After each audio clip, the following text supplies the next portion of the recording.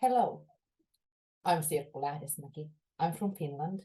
I'm a teacher trainer and I will tell you about phenomenon-based learning design process. This is a model I've created and it's research-based. So this video is an introduction video to this model and to the steps of phenomenon-driven learning process. I won't go deeper in these steps or in these elements in this video, but I will do that on another video. So here you get information about what is phenomenon-driven learning design process. I only will shortly explain what are the 6 basic elements that I've researched that are phenomenon-driven learning. So it needs to be curriculum-based. It needs to be based on disciplines, in the goals of different disciplines and in the contents of different disciplines. But it also needs to be based on educational goals. Systemic learning process is a very good way to describe one of the elements of phenomenon-driven learning. Learning is happening all the time. It respects the former knowledge and experience we have. It happens at the same time we gain experience, but also we need to seek information, question, share information, work together. So it's very systemic, it's endless, and it happens all the time. It's continuous. Phenomenon-driven learning is kind of an umbrella, and under that umbrella, you can use many different learning methods. So it's method-based learning. Every teacher has loads of methods they also already find useful. So in phenomenon-driven learning, you can use these different methods and always learn to use new methods too. It's very contextual. It's contextual in respect of the context where the learning happens, in respect of the context where students live and what learning goals they have and what they already know and what they need to know more and so on. It's also holistic.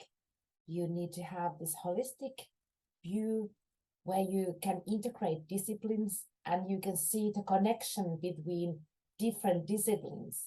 It's like life itself. We don't live using maths here and history there or mother language here. We use them all at the same time. So in phenomenon-driven learning, we respect how we can see the world from holistic perspective. And it's always authentic. Authentic learning tasks, authentic learning environments, authenticity in respect what is happening to us right now, how the life itself right now, it's interesting and learning happens where we are and it happens with the persons we are coping with and in our society and in our community, in our group. And we use and take advantage of the networks and of the environments that is surrounding us. These 6 elements can define phenomenon-driven learning. So the phenomenon-driven learning process respects that these elements are well understood by teacher, and teacher who starts designing phenomenon-driven learning understands also what phenomenon-driven learning is. And we, of course, understand that these elements are not separated and cannot be separated from each other, that they are like forming their own whole. But the process of designing phenomenon-driven learning can be divided into 7 steps. First, mapping. It's like the first phase when you start thinking, how would I design phenomenon-driven learning? I start to seek the surroundings and see what do we want to learn, what would my students want to do or learn, and how, what I find interesting, and what professional skills I have, who are the teachers that want to start designing with me, what about curriculum, and so on. So we are mapping the surface, or we are mapping the surroundings, and focusing on something. Actually, we need to also map the perfect phenomenon, or the perfect team for the whole process. So then it's the time for routing.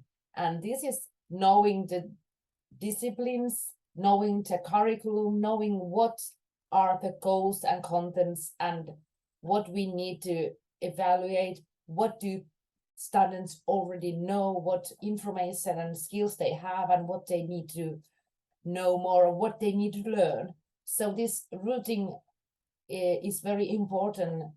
This is where you narrow the design for a specific area under the theme you have chosen, and you also need to understand the content and the pupils and the learning demands, and also the individual learning demands that is in the group.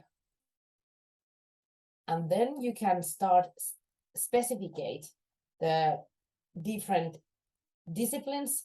You totally decide which are the integrated disciplines you take with into this specific phenomenon-driven learning entity, and then you decide the specific goals and contents that need to be paired. Of course, that which content and which goal is like a pair, and then you start deciding the basic goals and contents of the learning process under the idea of the team you have decided. And here you can also listen carefully what your students are willing, and what do they want, and how would they want to learn. And then you start crystallizing the idea, or you as a team of teachers, you now know the exact contents and goals, and this also gives you the route for evaluating, because now you know what is the goal, which are the goals. Now you know also what needs to be evaluated, and this is where you need to understand how do you reach the wanted goals, the goals that have been set, and how do you reach the knowledge and skills that has been set in the step 3. How do we do it? What are we going to do? This is like the creative phase where you totally start designing the ideas of different learning tasks. Maybe you write a story, and maybe you make a video after you have written the story, and maybe you also gather information by doing research. And all these are different learning tasks, but they are forming the one learning entity, which, for example, is a document video of the older people in our town. Students would research the differences between the childhood that was before, maybe 20, 40 years ago, and what it is now. And now you have to decide the different learning tasks that will form the whole learning entity. And visualization is where you make the visual understanding of the whole learning entity. What is the idea, the main idea, and what are the learning tasks? This helps you to really crystallize what is going on, and is the designed idea in connection with the specified goals and contents, and how do we understand as a teacher team. And then you have to tune to each learning task and really design the instructional route well. What is the idea of each learning task in this learning entity, and what is the steps that students need to follow how do you evaluate all these different learning tasks?